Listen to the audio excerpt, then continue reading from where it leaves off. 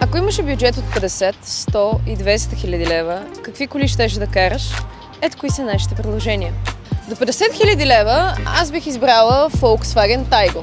Освен, че изглежда добре заради купе силуетът, е и доста надежден, има голямо разнообразие от двигатели и е достатъчно съвременен и модерен автомобил, така че да се чувства в крак с модата на пътя. За около 100 хиляди лева, малко употребявано BMW X3 в изпълнение 30D е чудесен избор.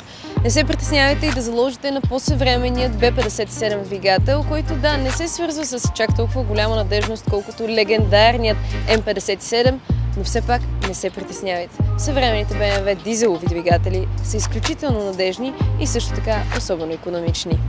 До 200 хиляди лева бих избрала Mercedes AMG A45. Защото какво е живота, ако не се забавляваме от време на време? Или всеки ден, когато имате A45 в гаража?